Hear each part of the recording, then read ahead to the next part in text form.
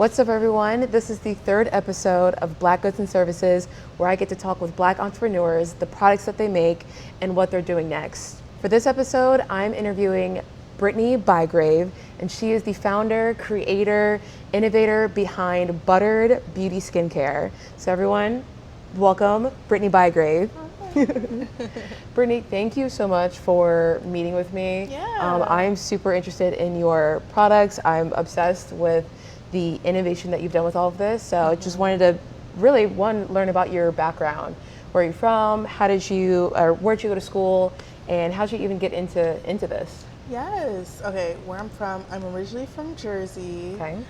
North Jersey to be exact. So like Newark, Irvington, like very close to New York. Those are literally the times where I remember having the most fun with myself, my family. From a Jamaican background, both of my parents were born in Jamaica.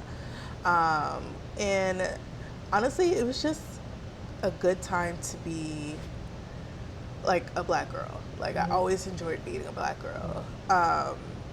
Never lacked confidence in my teenage years, and I think I just brought that in my like adulthood. Couple more things. I went to North Carolina A&T. Okay, amazing. Yeah. Love it. HBCU. Yes. Aggie Pride. And even more of an extension of that, like loving my Blackness and embracing it and having fun. And then now, obviously years later now, but I've been in DC for about a year and a half. Amazing. Where I get even further on my Blackness. I love how that just fell into one another. But yeah, we get to talk about business and stuff and all that. But I think the center of who I am is loving myself and other Black people, Black women. I love it. And tell me about your time at A&T. What did you major in? And what was that experience like? I know you started Buttered while you were in college. Yeah. I actually started making products as a kid. Oh, wow. Yeah. It was around like that YouTube era where Yes. it was just fun. And my family always embraced that about me. Like I always was doing something, busy doing something. But yeah, by the time I got to college, it was actually something I can have a name to and call and be another identity outside of myself. So my junior to senior year, I started a business from my blog that I had. It was called Noya Butters. And that's where I really understood business, understood like the tools and like how they really kind of make my life easier as a business owner. Like I remember doing things really manually my first month or so, and I'm like, it gotta be a different way to do this. So just like understanding how a business owner uses technology to exist.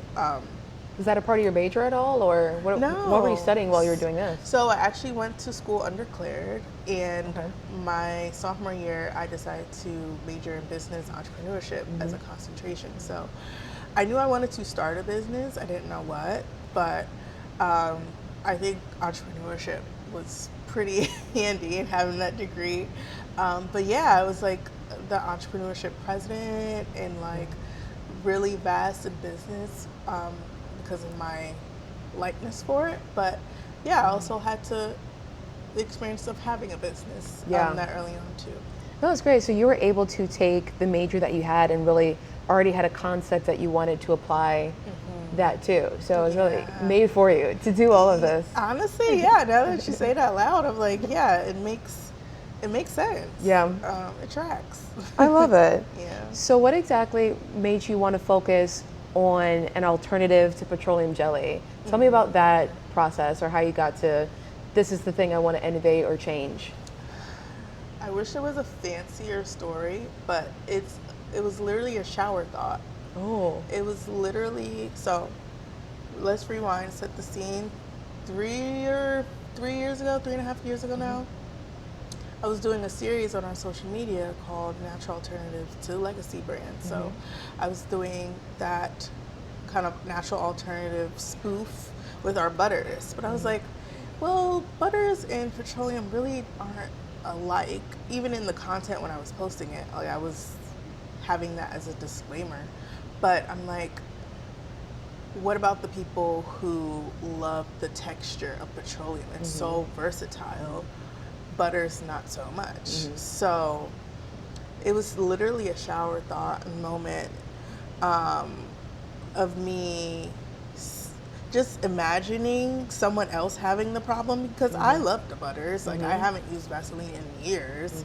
But opposed to someone who'd be newer to the concept of body butters, it would be a little bit more difficult. So thought of the idea. I started making the kind of now what we know is now the non-petroleum jelly, but like making iterations of it myself. And it was really hard getting that texture down. Like, it's a texture thing. I always tell people, now we're about to get it manufactured, but we still make it in-house, and it's 100% a texture thing. Yeah. So yeah, that's what my kind of early days look like. How many formulas or recipes did you go through before you landed on what we now know as the Helly Jelly? I just did, I didn't count them, but I just did a backtrack of all the previous formulas. I think it was like 5 or 6. Okay. Yeah. Wow. Yeah. It was tough. I honestly think it was more, but those are just the ones I wrote down. Right. You know? But yeah, it was tough. Oh, so, and you mentioned too, so the petroleum jelly or the Helly Jelly came actually after you already had a lot of butters and things. I didn't realize that actually came, the butters came first. So tell me, so you were making those in college in your dorm room, or tell me about that. Yeah, so my first business, we had, I don't even remember, it was like, I think 3 butters. I think it was 3. And I used to make all of them in my dorm room, like a mad woman. I don't even know how I did that now. Like, wow. But yes, I used to essentially make them in my dorm room. The desk that they give us to study on was my manufacturing table. I'll be like, anybody visits me, don't go near this section. Like, I had a rule thing on my door. Like, I took it very serious. But yeah, so I was making butters in that business, and in this business, we launched with 1 butter, unscented, and that was our only product for like a year and a half. Okay. Then another scent came, and then our most recent scent came September of last year. But Helly Jelly didn't come till, it's been a year and a half now too. So we've been in business 4 years. So this is, our newest product, but by far our hero, like most loved SKU like I've ever launched. For sure. And I was gonna say, I found out about you because of the Helly Jelly. It's like, hey, there's this new Black-owned competitor to Vaseline, and I also saw that you had gotten a couple of brands through Pharrell, who's a Virginia native, and through Beyonce, stuff like that. So could you talk about that experience with the mentorship that you've gotten and some of the brands, how that's helped your business, and some, like maybe a little bit of the process of getting those as well? Yeah. I'll start with the process. So I was applying for every grant I can find in 2023, mainly because I was going through a career transition, and I knew I wanted to be an entrepreneur. I was previously in sales, like tech sales. So I was selling other people's technology, which I'm not even very savvy to, nor I like. But it did give me the confidence to talk to strangers who in some situations don't even want to speak to me. So transitioning out of that career, I was like, okay, what's next? Like, are we being a multi-million-dollar brand, but not now? Are these the beginning stages of something? Should I get another job? Should I don't know. But all I knew is that Buttered wasn't going anywhere anytime soon. I didn't know what stage that we are in the company, but I knew it wasn't going anywhere. So at that time, we only had 2 products, and something that was really stopping me from growing is not broadening our product set, i.e. Helly Jelly, and that takes money. Like any beauty entrepreneur will tell you, launching a product is so expensive, even at a small scale. So yeah, like the 5 or 6 formulas I told you about, they all took wasted money in a sense. Not wasted, but investments. Research, for sure. Research, exactly. So a large part of that was me deciding to apply for grants. And applying for grants is time consuming, it's somewhat risky, but it's a necessary step, at least for me in my journey, because I didn't want to take on any investors that early on in the business. So a lot of my early days in applying was just me getting my feet wet when it comes to like the jargon and reading these applications. Like sometimes I would read an application and be like, oh, this is perfect for me, but then you really read the terms and conditions and it's maybe not. Maybe they really want a more like community-based business or brick and mortar based business. So just making sure I'm a good fit so I don't waste my time in applying. I think that's my first step even today. Like, do I even qualify? Even though I do, am I the business that they're looking for? I send, especially if it's an important application, I'll send it to like 3 or 4 mentors just to get their business acumen on it, to talk less about something or more about something else. And I think that really helped me like apply for Black Ambition, Beyonce's Be Good, because I think I was naturally a good fit for their businesses, but I think highlighting our sustainability piece for Beyonce's Be Good was very exciting to them, or bringing up my business experience and my business degree with Pharrell's Black Ambition to give them confidence in me as an entrepreneur really helped my application. So I think just pulling from pieces of me in these applications and really just shining a light on the business itself from different angles really helps with all the applications I applied for that year. We got about 90,000 in grants that year alone. Wow, So that's it's crazy. amazing. Yeah. You know, it's great to hear that your experiences that you had before all led up to you winning those grants. Yeah. None of that experience that you had in tech sales was for granted. Yeah, It was agreed. beneficial when it came to writing those things out and them seeing that you do have the business acumen to be able to use this money for most efficiently, you know, that you could. Yeah. How did it feel? I know you said you won them all in a year, but how did it feel to be able to successfully get these grants and then move on to the next step? What was kind of the first thing that you said, okay, this is what I'm going to do now that I have the money, it's in the bank, let's get rolling? You know what? The feeling was like some imposter syndrome. Like half of me was like, I need to hold on to this because I don't know next time I'm gonna get a grant. Like when you get a grant from an organization, you can't get it again. Like this is your only check that you get from these people, and it was really like, oh wait, 1, I won. This is crazy. 2, okay, let me be responsible with this opportunity. That's how I was. Like, I don't even think I celebrated. I just went into like, how can I triple this and like make this something like worth having, like with this really cool opportunity again. So from there, I was still working after that fact too. I think it was pretty smart of me too. But then we launched Helly Jelly, and I didn't have any strategy around it. Okay, all right. You know, I knew at my core the concept is amazing, but my full focus was getting this formula right. Yeah. Like it could be what do they call it? Like a ear catcher or like natural Vaseline, all you want, but if it doesn't perform well, or if it's not a good product, it's not going to succeed. Right. So that was my focus after that. Yeah, and here we are. I love it. I absolutely love it. I love for you to talk about too is the importance of having a team.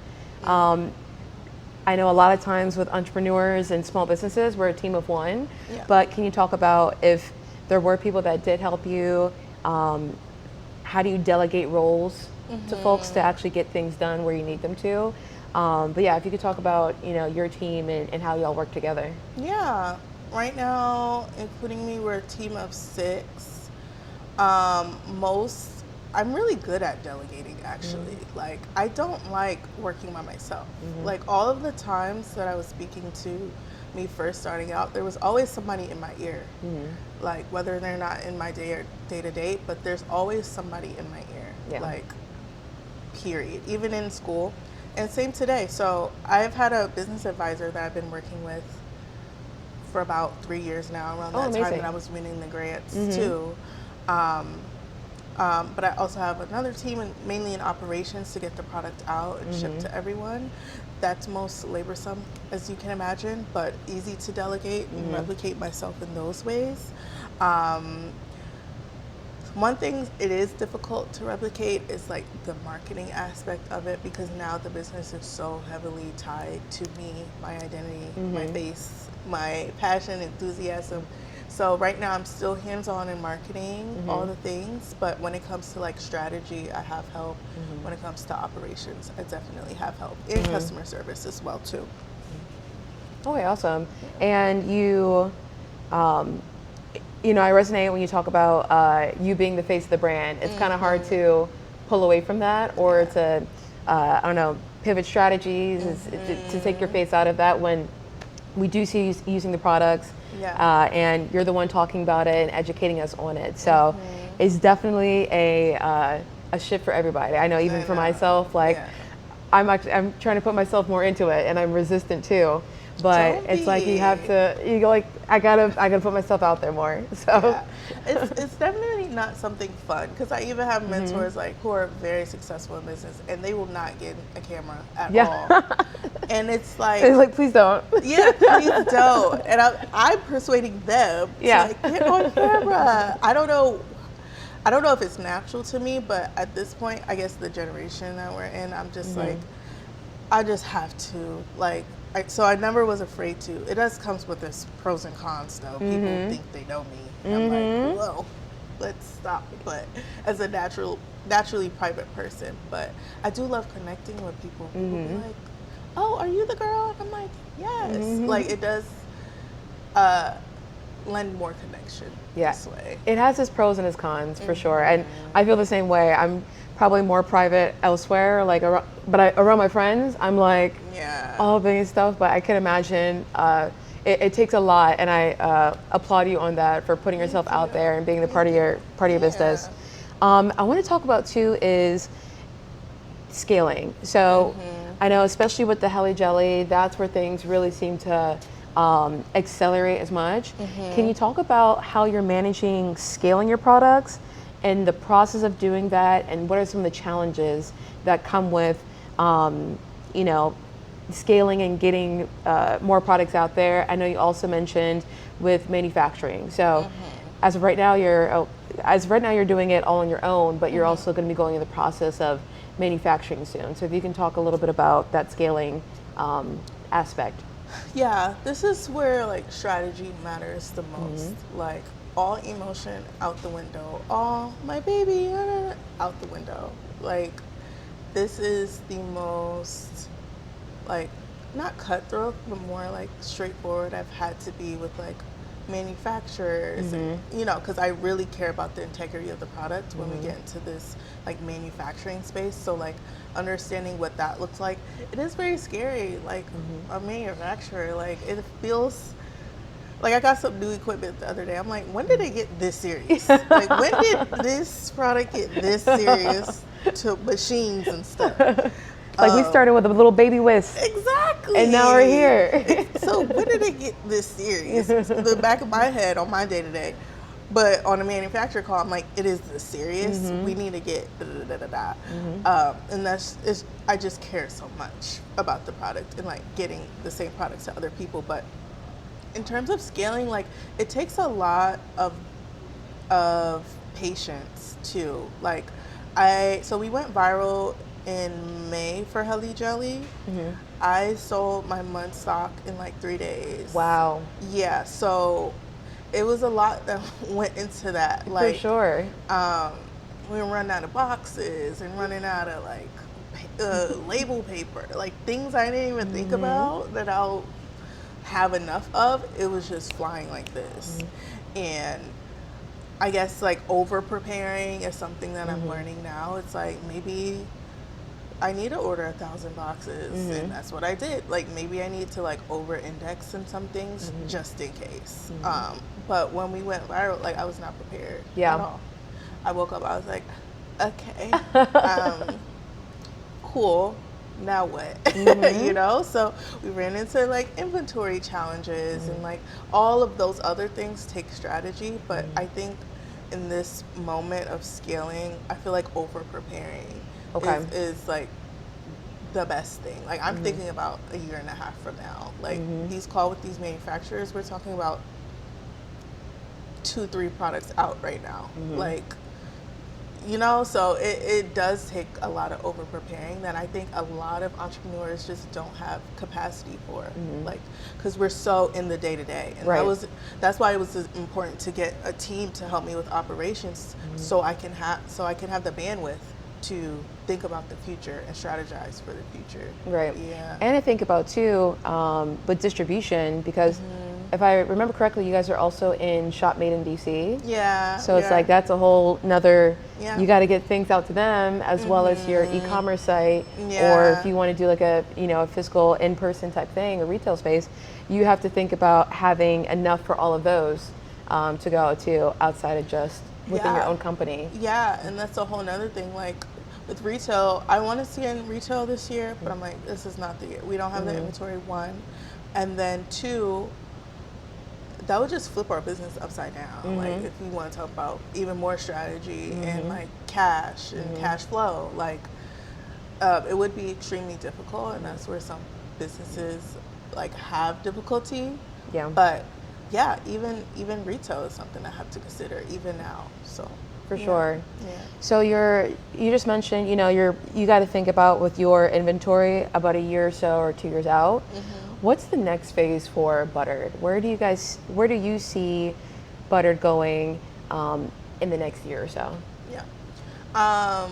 Again, mainly online, like keeping it how it is, but just like over indexing, like high performing on our website, our Amazon, or TikTok, like having the stock for all these places. I also do want to get in the community more, like physically. So like I would love to have like a pop-up more often than not, like something like very communal, whether it be like giving back to the community, whether it be just like collaborating with existing clubs and things like that. I got some advice from a Target buyer about a year ago. She was like, it's better to be a hometown hero than a national treasure. Like there's one thing before the other, and that's how I think as well. So like garnering community back in my hometowns where I lived is something that's like important to me, but also will be important to business and like gaining those like communities across the board. But yeah, more products too, like more Helly Jelly products. We have lip coming out, we have baby coming out. Ooh, yes. I'm excited. Yeah, I'm excited That's too. Awesome. Yeah, so it's gonna be a fun year for sure. Oh man, and I love that you said, being a hometown hero, staying with your community and really driving the people that, I shouldn't say like got you started, but like are keeping you moving and motivated. And I'd love to, I know we talked about maybe getting my pop-up, but I know you guys have, you say you're like almost out for the year, but if I can even get a couple in there, I'm down to even have like, what do you call it, like samples out, things like that. I'd love to have people know more about your products, especially in this area, because I think it's just so important for us to be able to create our own spaces, especially retail spaces. Yeah. As we see in corporations now, it's a light switch. Yeah. They can turn it on and off if they want to. But I think for ourselves, if we make it for ourselves, then there's no saying no. Yeah. At that point. So I'd love to get more of this out to people. Thank you. Yeah. That's all the questions I have for you. Thank you so much for doing this. I'd love to try some too of all the things, so we can show people this is the goody goody. I also got a sample pack in my bag. If you okay, cool. To use that if you want to grab it. Yeah. I keep one in my wallet. I love it. I'm like, just in case. I should have brought some more. Ah. Do you have a scissor or something? Can you, You could like just rip it? rip it, Oh, yeah, yeah. Well, let's talk about it first. Okay. Oh, So we're this still is the, recording. yeah, we're still recording. So this is the, talk about this one here. So that is Heli Jelly. This is our natural alternative to petroleum. Okay. It is based in castor oil, aloe vera, vitamin E, texture identical to Vaseline, which people Wow. love. A lot of people are allergic to petroleum, which I didn't know. Really? You can actually be allergic to Petroleum. Vaseline? Yeah. I did not know that. Yeah, a lot of people just don't like it. Petroleum itself isn't eco-friendly. Yeah. So a lot of people who value sustainability, they also would rather a kind of natural or plant-based alternative, I should say. So yeah. That's actually really, I'm going to open this up you can here. pull it Ooh. out, and You then just you do a can little, fold like a little like that? it. Yeah, and then you just squeeze it out. Oh, I'm saying you go all the way across. Some people do, some people don't. Okay, I'm going to do it this way. I do like a little corner. So you could just keep it, you know. Ooh, There I you love go. it. It literally looks exactly Yeah. like Vaseline. And it's almost like the same color. color. Yeah, it's so versatile. You can put it on your lips, your hair. Someone posted a review on our website, like it cleared her rosacea on her face. Wow. Yeah. we The have butter, the Heli Jelly the did? Heli Jelly. Chemo patients have been using it. You can't Wow. use petroleum when you're going through, what's it called? Through chemotherapy? Yeah, chemotherapy. So, I didn't know that. I didn't know that either. So I'm learning a lot through the people who are That's educating amazing. me on how they use it. So, again, that makes it a privilege. Like, it's such a privilege.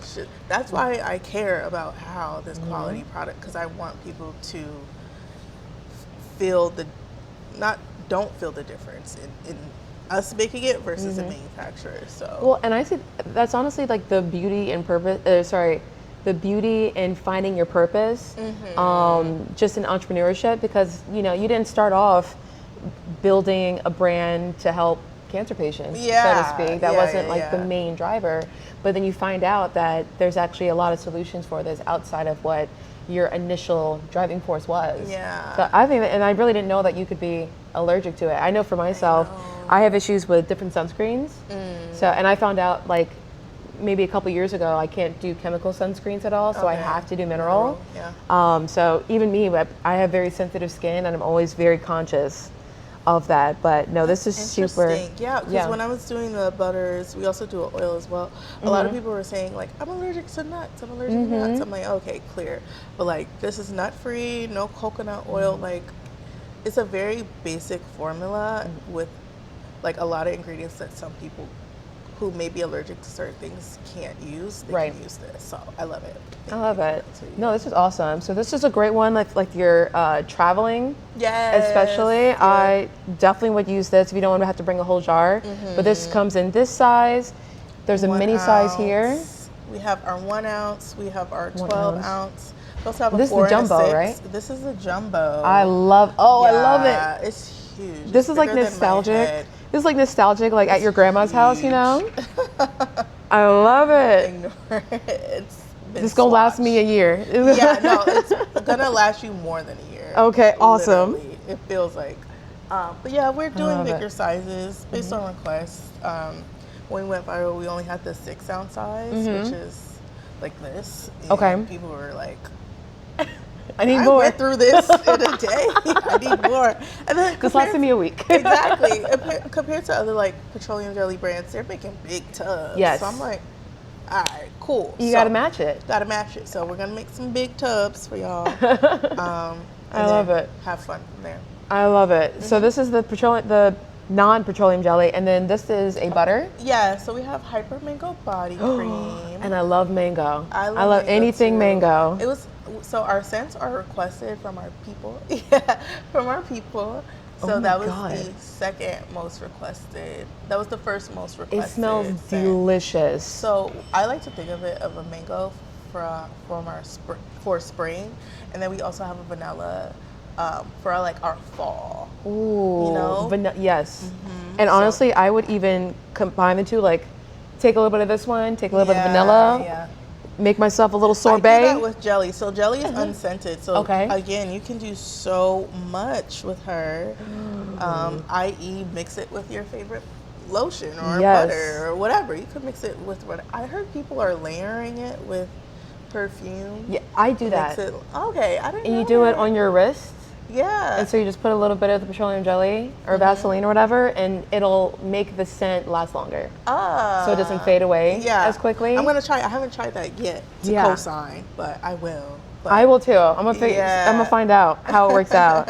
This is amazing, and it's like a really nice texture. Yeah. Melts in. I was gonna say melts in your mouth, melts in your skin. Well, butter. So, I always say that's another thing too of like how it sits on the skin. Yeah.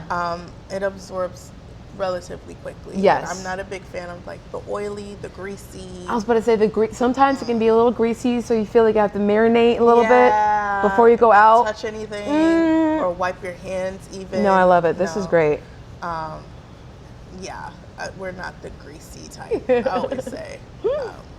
I love I'm happy this. you like it. Oh my god, I'm obsessed. I'm going to be using this much more often. Well, this has honestly been fantastic. Yes. Brittany, thank you so much for coming out here. Let me do this interview. It's been an absolute privilege. Do you have any last words or tips for any other entrepreneur that's starting out as you have? I would say listen to other entrepreneurs' story. Clearly you heard mine today, but listen to those who are ahead of you. Listen to those who are in business 100+ years. There's tons of other forms that you can educate yourself on business itself, but nothing is more educational than like someone's lived experience. Right. So I've done that a lot. Like I would meet an entrepreneur at a dinner or something and be like, I know everything about your story. So, hey girl, like it's such a treat to know that entrepreneurs have been this transparent within the last 5 to 10 years or so. So I don't take those lightly. So if you're another entrepreneur, I definitely kind of recommend you to do so. Awesome. Oh, thank you so much. This has been fantastic. Thank I you. appreciate it. Great. That's all, guys. Cut. Cut.